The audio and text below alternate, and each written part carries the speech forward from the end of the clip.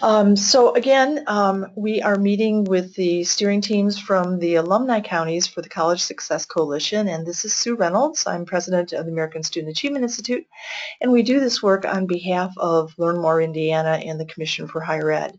Also with us today is Emily Sellers. Emily works for the Commission for Higher Ed, and in a couple of minutes we're going to talk about how the management of CSC will be transitioned to Learn More Indiana and the Commission for Higher Ed, and Emily will be the person who takes charge of all of that. So we're real pleased to have Emily on this call, and she'll be joining us for the remaining webinars this year as well. Also have Debbie Howell on our staff. As you know, Debbie is the College Success Coalition Strategic Planning Specialist, and she's been serving your counties this year and last year. So here's the agenda for today. We want to very quickly go through some updates. These are things that are pertinent to your work in the next couple of months, and we just want to make sure that they're on your radar. Then there's some tasks that you'll be doing with your member organizations at the January meeting. The first one is the most important one, which is giving your member organizations a chance to network with one another, and we'll kind of talk with you about some suggestions for how to do that. And then the second task that you'll be doing with your member organizations is some online work where your member organizations will be cleaning up their activities or updating their activities and also updating their progress reports. And as you know, this is the way that you communicate with the state, with Learn More, with the Commission for Higher Ed, and with the folks that are managing CSC. This is your way of communicating with them how things are going in your county. So remember, we're with our alumni counties, we're not only looking for steering teams that are active, but we also want to make sure that all of your member organizations are active. And across the state, that is so exciting to watch. In Perry County and Benton County and in Lawrence County, there's Vigo County. It's just really cool to watch as the member organizations start to be active and as they start to connect with each other. So, this documentation on your part, so that your counterparts at the state level know what's happening in your county, that's just really, really important. And I think we've done this in a way that requires so little time. So anyway, so we'll talk about that, and then at your January meetings with your member organizations, you'll real quickly do a cleanup and a progress report online. That also means you're probably, the wheels are rolling. That also means that you'll need to have that meeting at a site that has internet access, and then you'll be inviting people to bring their laptops or their smartphones or their iPads or whatever, so that they can do that work. And then also, very important, make sure we're inviting people to bring their username and password with them. And if they don't have a username and password, to contact you before the meeting, ideally, so that you can help them reset their password. Okay, and then the final thing that we'll do today is just a walkthrough of the online system, just making sure that you're understanding how to use the steering team tools to support this month's work. So, okay, so that's the agenda. Now let's real quickly run through the updates. So first of all, a little bit about College Success Coalition updates.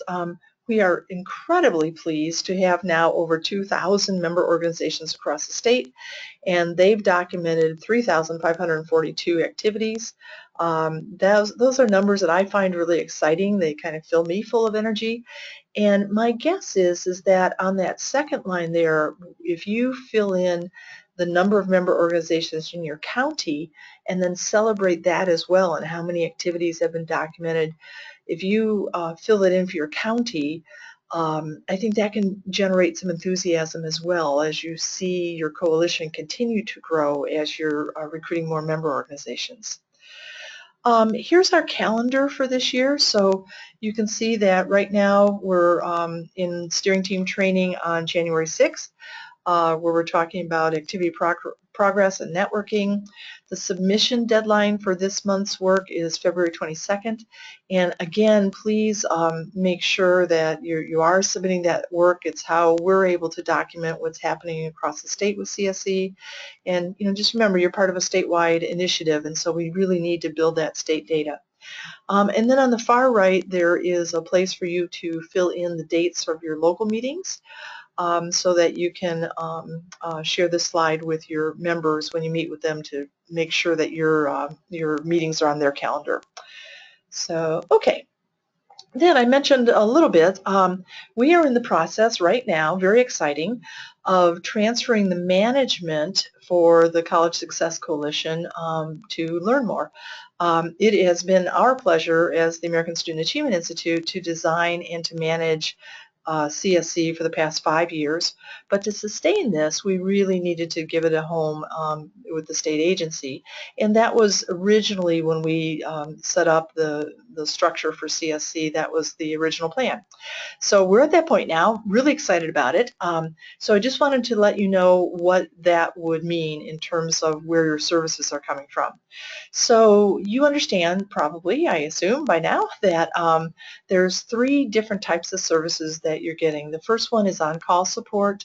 That's having Debbie there who's ready to answer the phone when you have a question. It's having her there to remind you when you've got work that's past due and you need a little nudge to get that back on the front burner. And also Debbie's been reading your submissions against the rubric for sound strategic planning and giving you feedback on that. So our office will continue doing that until the end of this month, until the 29th. So until the 29th, Debbie's your go-to person. And then after that, your go-to person will be the Learn More Outreach Coordinator for your region. So I'll show you a map of those in a second. You'll be getting an email explaining a little bit more about this and letting you know who that person is. You'll be getting that email this week as part of the CSC monthly update. And that person will be contacting you in early February just to kind of touch base. So you might be thinking about what you want to tell this new person who's going to be working with your county about your coalition and your goals and your hopes and dreams and all of that. So yeah, so we're excited about that. And then the rest of the services we will continue providing until the end of the year. So the leadership training, like what we're doing right now, we'll provide that until June 30th. And then the online system will provide until June 30th as well. And then Learn More, beginning in July, Learn More will begin providing both of those services for you. And the person in charge of this at Learn More is Emily Sellers. And Emily, I don't know if we can unmute you. And we didn't plan ahead for this. I probably should have. But, and let me see. I knew she was having some issues. Here she is. Emily, let me see if I can unmute you. Whoops, I think I just muted you. Are you able to unmute yourself? So I don't know if you have internet access or if you have voice access. Yes, there you do. Hi, can you hear us? We can hear you. Yes, can you hear me? We can. All right. Good afternoon, everyone.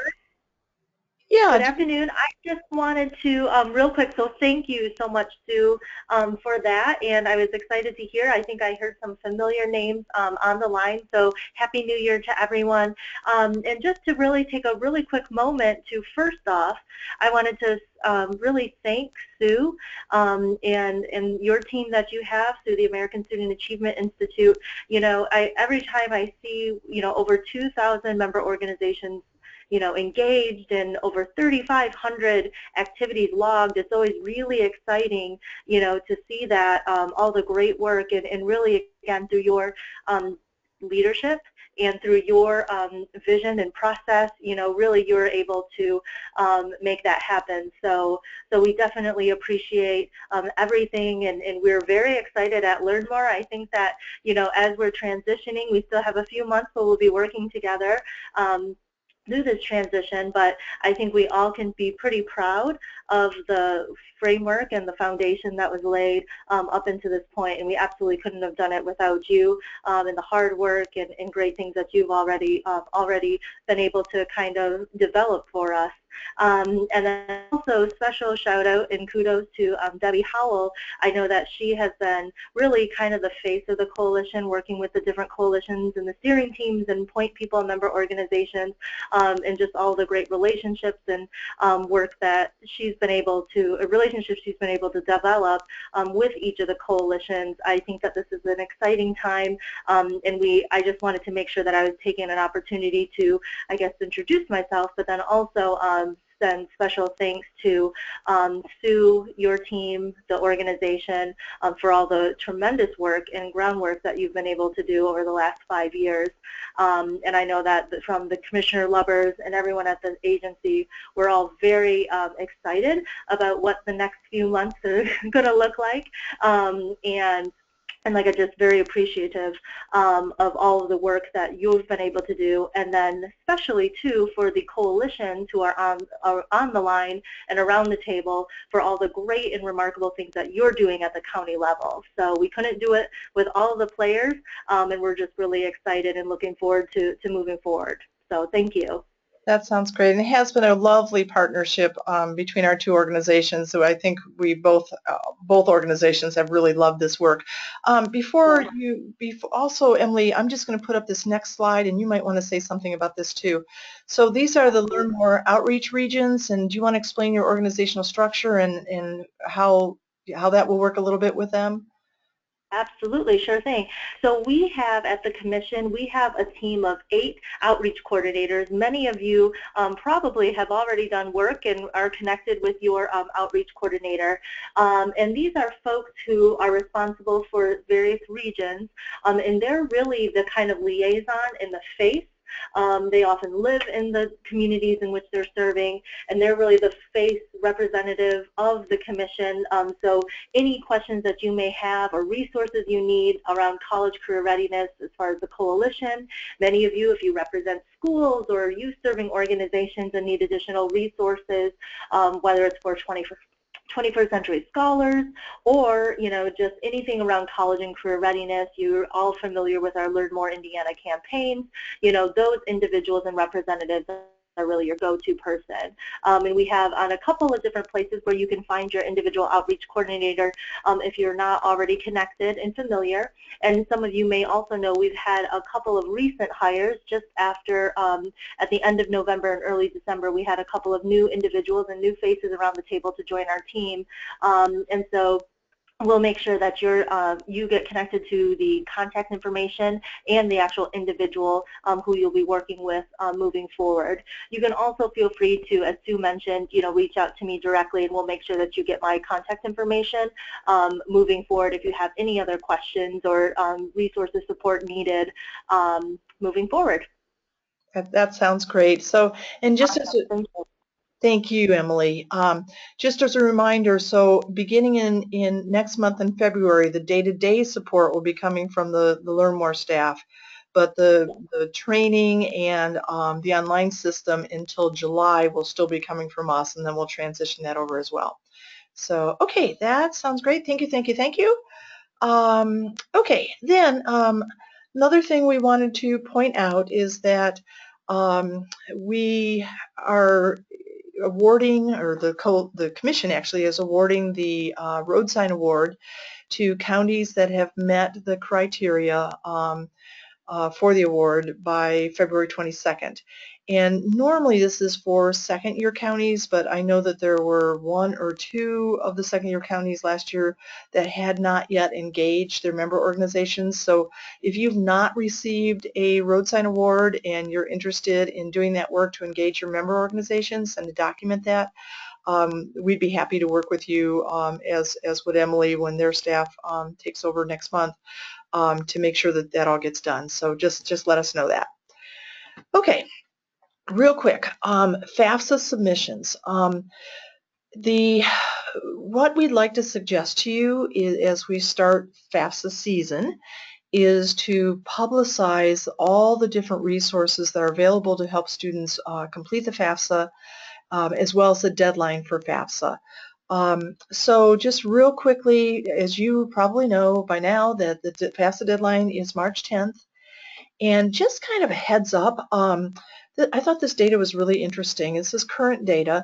The last, most recent data they have is from 14-15. And in that time period, the federal government received 47,302 FAFSA applications from Indiana.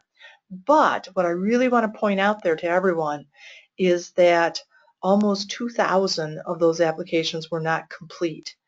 And so almost 2,000 Indiana citizens lost out on their financial aid because they didn't have a complete application. So as you're messaging to the local folks through your local newspapers and your email campaigns and your Facebook posts, we really want to give them kids and adult learners two messages. One is that the FAFSA is due March 10th. But then we also want people to understand that after they submit the FAFSA, there's a student aid report that will come back. And if there's any problems with their FAFSA application, that report will say your application is incomplete and please submit these revisions.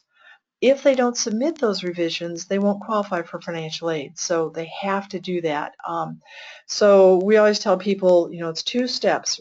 Submit the FAFSA and then watch for that student aid report and make sure you do whatever it asks you to do. So just want to put that on everybody's radar. The Cash for College campaign is coming up, and I don't know, Emily, if you want to jump in here too, that would be kind of nice. It's January 1st to March 10th. And Emily, anything you want to add to that? Sure, thank you. Can you hear me? Yes. All right, sorry technology, I just want to make sure. So many of you are probably all familiar with Learn More Indiana and the Commission's, 3 campaigns that we host. And as Sue mentioned, this is definitely FAFSA season. And so during our Cash for College campaign, just a couple of quick notes. We're going to be sending out a communication to across all of our networks, and coalitions should be receiving some of our Learn More 21st Century Scholars communications that go out typically on a monthly basis. And what we're going to be focusing on for Cash for College, the last week of January will be Cash for College Kickoff Week. So in each of our we always do a kickoff week, but really everything around this season is going to be around really heavy filing that FAFSA, and then doing things as far as resources around scholarship searches. We're also have a new and exciting partnership with our colleagues and friends over at 529 College Choice. We're going to be pulling together a couple of really neat little interactive modules and videos that'll be really resources that we're hoping that can be used from elementary age to students and parents all the way up through college on just resources about getting connected to and helping people start thinking about ways to pay for college. So whether it's through filing the FAFSA, first and foremost, scholarship searches, 529 college savings plans, and a lot of the other things. So kind of stay tuned. Again, kickoff week will be the last week of January, is when we're hoping to have that kind of kicked off and launched, and we'll have a calendar of other events and dates for you to keep your eyes peeled for new and exciting resources to come out. That sounds great. And so as county steering teams, we would encourage you to think about how can you be the voice of the campaign in your county? How can you encourage your member organizations to get involved with the campaigns? So, something to think about, and it can certainly enhance the work that you're doing locally. Other things, I'm just going to fly through these, but don't forget College Goal Sunday. There are 42 sites across Indiana where students and families can go, and adult learners can go to complete their FAFSA with assistance from a financial aid expert. So that's really a cool thing. And again, as you're communicating with your members in your county, this would be a great thing to let people know that that this is happening. If you go to this website, you'll be able to see where those locations are, and likelihood is with 42 sites, there's going to be one in your county or at least at the county next door. So, so let's maybe help our members understand that as well. Just reminders, we've talked about these things in the past, that another resource is the College Cost Estimator. And again, during financial aid season, we want to make sure that everybody's aware of that. 521 College Savings Plan, another thing that we want your publics to be aware of. And You Promise, cash back for 529 student loans. So these are all things that as you're communicating through your Facebook pages or your mass emails or newspaper articles, that really needs to get out to the public right now. So also, another thing we wanted to bring to your attention, another thing to publicize locally, is that there is a College Success Speakers Bureau, and one of the presentations is on paying for college. So theoretically, a PTA could invite a speaker to come in to present to them about paying for college. A Boy Scout troop could, a school counselor could invite one of these speakers to come in. So just remember that you have this resource, and also remember that you can volunteer to be a speaker as part of this resource. So two different things. So anyway, so that's another resource. And another thing we wanted to make your steering team aware of is that it is possible for you to monitor the FAFSA completion rate by high school. So you would just go to that website that's at the top of the page, kind of a long address. But if you go there, then that would allow you to pull up all Indiana schools. And so you can see we pulled this one up just yesterday, but you can see that for 2015-16 cycle, there are some schools that already have, like I think it's Adams High School. Yeah, Adams High School already has 257 FAFSAs submitted. But look at how many were complete. Of the 257, only 244 were complete. So they have several students that had some kind of issue with their FAFSA that won't get financial aid unless that issue gets corrected. So again, we want to remind people to look for that student aid report and do whatever it says. So, okay. So that is a resource that your steering team has to kind of monitor what's going on in your counties and your schools. Okay, then another thing we wanted to bring to your attention, because it's about to launch, is the Learn More Student Survey. And the action that we would request from your steering team and your member organizations is to encourage your schools in your county to survey. The data from that survey informs a lot of different decisions. It informs the school counseling decisions in your local buildings. It informs the coalition decisions about what services are needed by students in your county. And it informs the commissions and Learn More's and the Department of Ed's decisions about what resources to provide for students across the state. So it's really important that schools engage in that survey. Survey opens March 15th, closes June 15th. So you have a 3-month window where that schools can survey. It is for students in grades 3 through 12. The survey is age appropriate, so we're not asking third graders about the FAFSA. And one of the things, as you're talking with schools, we know that school counselors are incredibly busy. But there's a way to administer the survey that does not cost a lot of time for the counselors. And that is if the counselors and the principals were to just say, please, all second period teachers, would you please give this survey sometime during this 3-month window? If every second period teacher in the building does that, we will have surveyed every student in the building. So that's just a really easy way to do it. Or in an elementary school to just say, okay, every teacher, please sometime in the next 3 months find a half an hour to administer this survey to your students. So if everybody shares in the administration, it just makes it super, super easy. And there are instructions with the survey that the counselor or the principal can hand to the teachers that that shows them how to do it. Okay. So just a reminder, here's the content of the survey. Very valuable information for you to have as a coalition or for school counselors to have or principals to have.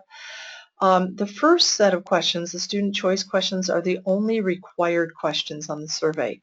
The other 3 sets are voluntary. The school decides if they want to ask those questions or not. So in the first set, we're asking students, what are your post-secondary plans? What are your career and college interests? And what choices did you make in the last year that would open the door or close the door to college access and college success, or post-secondary access and success? So for example, are they turning in their homework? Are they asking questions in class when they're confused? Are they doing campus visits? Are they talking to their parents about post-secondary? Have they filled out a college application?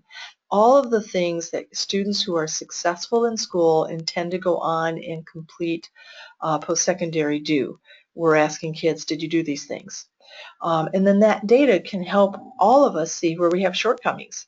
And then we can design our programming around that. So this is the data that you looked at before you set your goals and your actions. And it's also the data that school counselors look at, and it's the data that the state's looking at. So, and then just real quickly, the schools also have the option of adding on a set of questions about the guidance standards. Those are from the Department of Education's Student Standards for Guidance, and that is knowledge-based. So in the student choice questions, we would say, did you complete the FAFSA? In the guidance standards question, we would say, do you know what a FAFSA is? It's knowledge-based questions. And then student assistance is kind of the personal or social stuff that could be interfering with learning, like bullying or stress. And then the last set is a set of questions that help the counselors understand how students perceive them, their attributes, their skills, their knowledge. So that's the whole survey. The only part that's required, though, is the student choice when schools decide to give the survey. So just as a reminder, you've been through this before, but if you go to learnmoreindiana.org/survey, that's where you'll find the survey results, and then you want to click on public results to get the results for your county. I'll show you in a second when we get online how to monitor the schools in your county so you know who's surveying and who's not.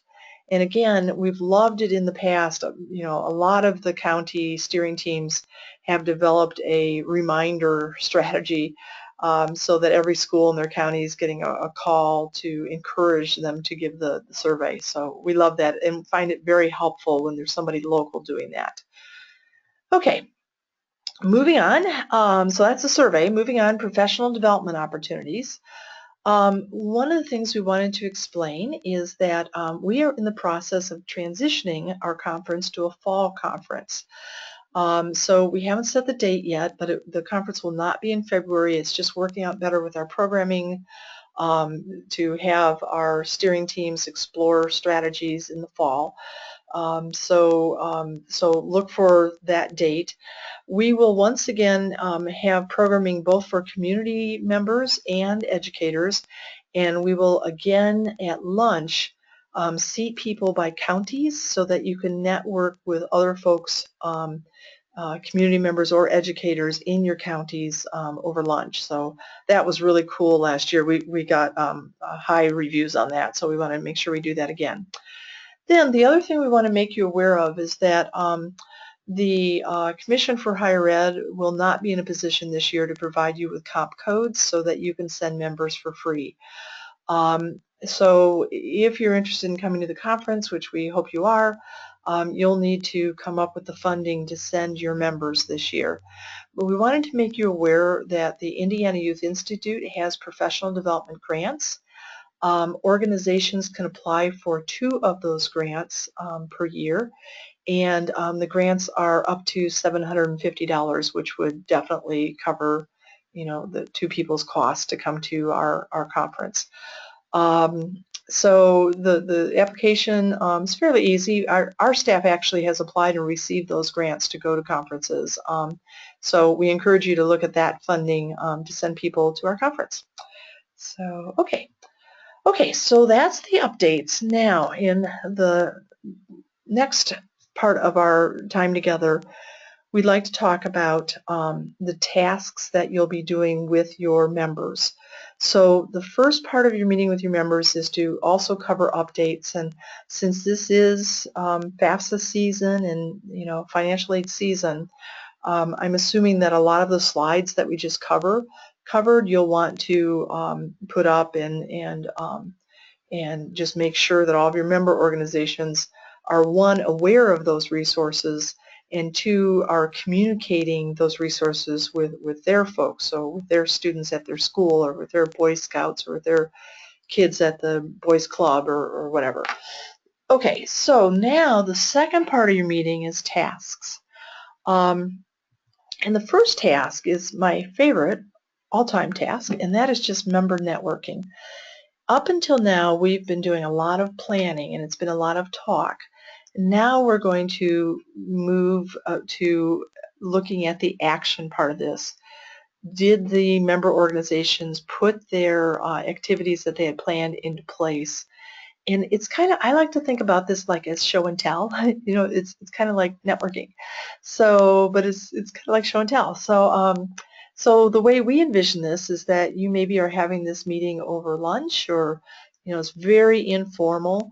And, you know, when we get to this part in the agenda, you're just asking people, each organization, to share, you know, one cool thing that you did last semester to help support post-secondary access and completion. So this is just kind of a discussion prompt. So, you know, if I'm standing up in front of the group, I'm describing one activity that I did last semester. And then we want to kind of plant a seed that we're not just doing activities to be doing activities. Our purpose really is to change behaviors. So we want to ask, you know, do you have any evidence that as a result of your activity that students made different choices, that more kids submitted a FAFSA, or more kids did a campus visit, or more kids talked to their parents about college, or whatever. So we want them to describe an activity, and then are they seeing any evidence that the activity is, you know, having a result? So, okay, and then the second part of their little presentation is what do they plan to do next semester? So in this part, this is where we start to see in counties like Perry County has been one that's just been amazing, and Benton County. It's where we're starting to see partnerships and collaborations develop. And so as each member is talking about their work, other folks are thinking, well, I could help them publicize that, or that's something that interests me too. Maybe we should join forces. You know, it's just a place for member organizations to learn about each other's work, get excited, get some recognition for what they've been doing, but also we're starting to use this to look for collaboration and relationship building among your members. So, okay, so that's that. I would spend the majority of the time in your meeting on this activity. We want to make sure that every organization has had a chance to speak and to share. So to keep the discussion, though, moving along, we always suggest that you give people a time limit for their talk. So, you know, if you've got 10 minutes and there's, if you've got 20 minutes and there's 10 organizations there, or 40 minutes, you've got 20 organizations, you would just say, okay, 2 minutes each, the 2-minute reports. And then just keep it moving along, because if you get someone that likes to talk a lot, this can really kind of slow down your meeting. So at any rate, so it's just kind of sharing, and it's usually, counties tell us that it's really kind of upbeat and energizing to hear what everybody's doing. So cool. So, okay. Then, so that's the first task. And then the second task is to move people into the online system. So you're asking everybody, okay, we're going to update our activities so everything's current in the online system for our county. And so, you know, pull out your iPhones or your laptops or whatever, and let's walk through this together. So we're asking people, first of all, to log in as a member organization. And remember, if you're a steering team member, you cannot log in both as a steering team member and a member organization at the same time, because your physical computer saves cookies and it makes it impossible. So you have to log out of one before you can go into the other. Okay, so your member organizations are going to go to www.asainstitute.org/CSC. That's probably the quickest way to do this, although I think that Learn More will have a shortcut up that used to be there, learnmoreindiana.org/CSC. Learn More just made some great or changes in their website, and we need to make sure that that's linked again. But for right now, you can just get to it quickly by going to asainstitute.org/CSC. Okay, then we're going to click on the member organization login, and when they click on that, they'll come to the login page. And at this point, people are going to say to you, I don't remember my password. So the first thing you want to say to them is, are you the contact person? They say yes, then just click forgot your username and password, and the computer will then send that to you. So that's really easy if they're the contact person. If they're not the contact person, we have to do a workaround. So here's what would happen. So I'm going to jump down to number 2. If the person who can't remember their password is not the coalition contact, then you as the steering team member need to log into the steering team page, click the members tab page, then click the member organization icon, and temporarily change the contact person to the person in attendance. Then ask them to go in and click forgot your password, and then that will send the password to them. And then after they're finished with that, make sure you change the contact person back to who it's supposed to be. I would suggest, we always say this, when you're having your meetings, just let Debbie know this month when that meeting is so that she can be on call. So if you have any difficulties with the technology, you can quick call Debbie and she can walk you through whatever might come up. I know when I'm presenting, I do that. I always have our staff on call in case something comes up that I don't want to deal with when I'm in the middle of trying to do a presentation. So, and then I'm sure that after January, your outreach person from the Learn More staff will be happy to do the same thing, that they can kind of be on call if you need them when you're using the technology. Okay, so after they've logged in, then remember our purpose is to update their activities. So we're going to click on our activities. Then this screen will come up and we want to direct them to find the Enter Edit icon. So it's the only icon in the Add Enter column, so they would click on that. And then that's going to bring up all of their activities that they have planned. And so they can decide to omit an activity, they can edit an activity, or using this spot right here, this link, they can add a new activity. So we just want to make sure that everything's up to date, what they plan to do in the coming semester and what they've done in the last semester. We want to make sure that the implementation dates are up to date. Especially there may be some activities that they're continuing where they have last year's implementation date in, and we need to make sure that that gets changed to the coming year's implementation date. So again, the hardest part of this is going to be just getting logged in, and then it's fairly simple. And then the next task is to do the progress reports. And again, no changes from when you've done this before. Very quick, people click on our progress.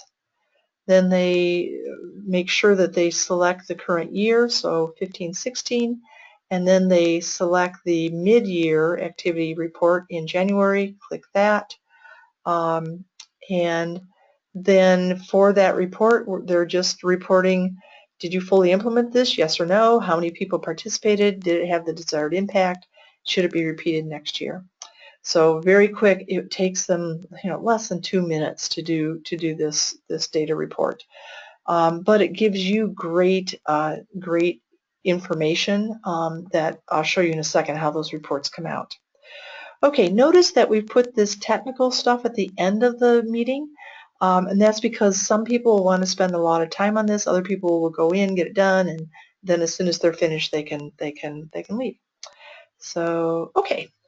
Let me see, I'm not seeing any hands up, I don't think, but let me just look real quickly. If anybody has any questions, just unmute yourself, jump in. Okay, as I'm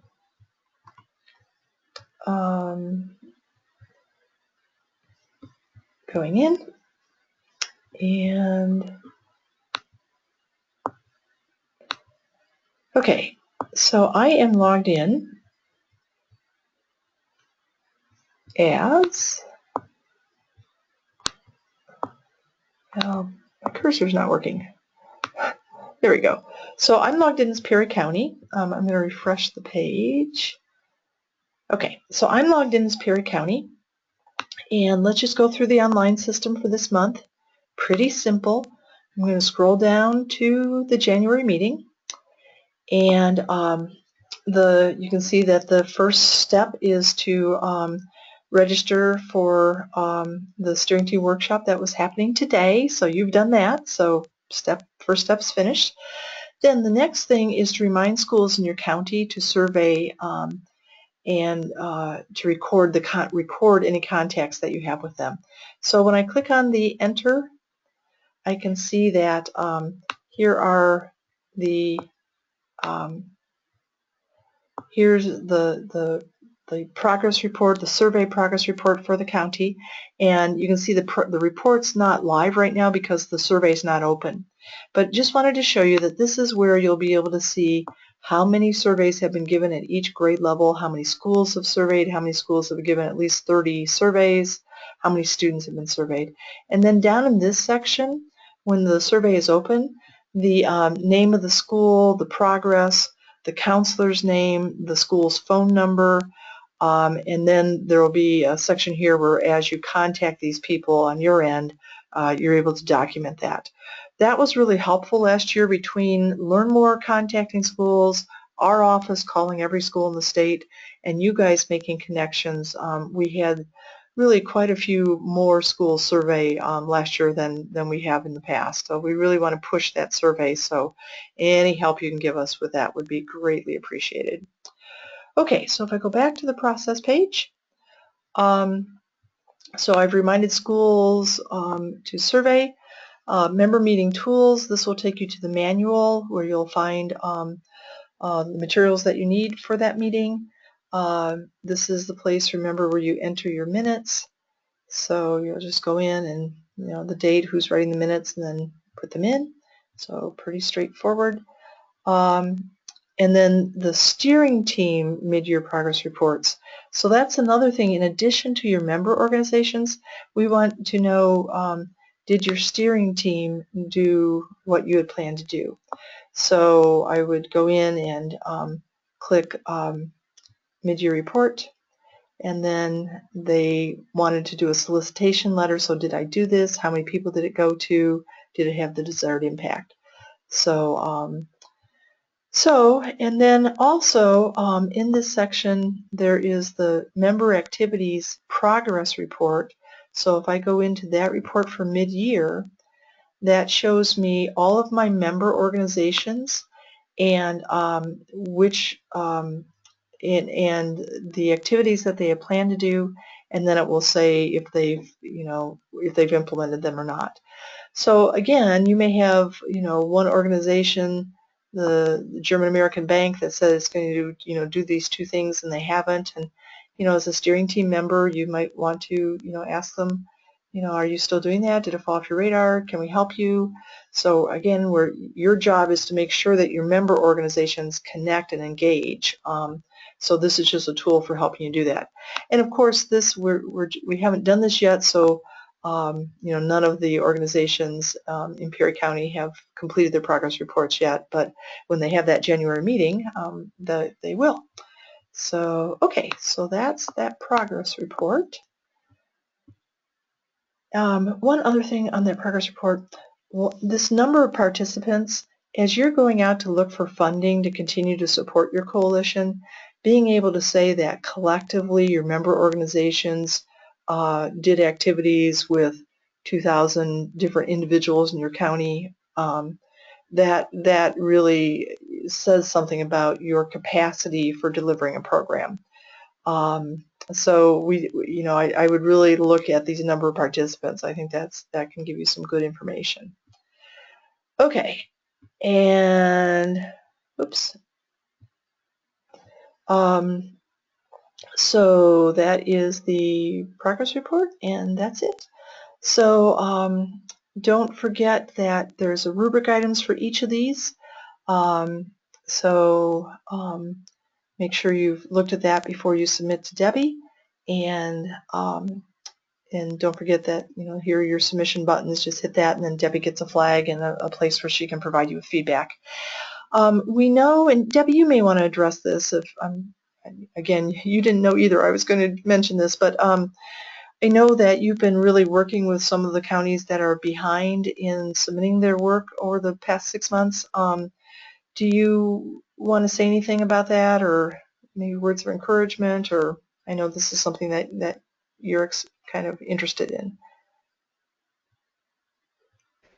I would just say, keep working, keep up the good work that you're doing, but keep working towards the completion of those submissions, because anything that you do is going to be, is going to help impact your community. So I'm going to continue to send out reminders or do reminder calls, and I just appreciate you working with me to make sure you have complete submissions. And again, those counties that you were talking about that hadn't earned their road signs, those are some of they need to read the criteria or ask me about the criteria they need to meet so they can earn that road sign if they haven't already. Okay, good, good. Yeah, so, that documentation, eventually, the initial funding that you got in your first year as you did your initial work, and eventually that funding is not going to be there. It'll be all spent, and you'll need to find additional support for your coalition if you're not at that point already.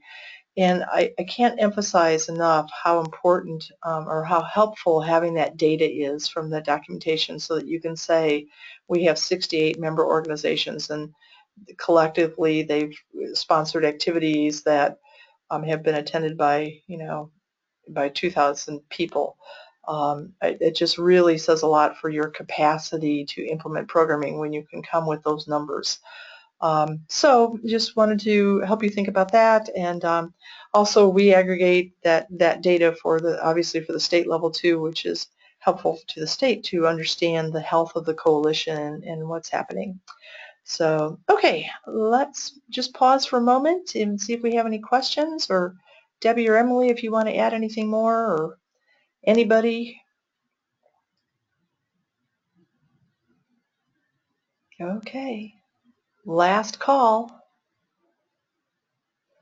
Okay, so with that, let me go to my last slide. And there's Debbie. So for this month until February, Debbie's your go-to person. So please make sure you call her. Don't hesitate. It's her job to help you, and we really want to make sure that we're there for you.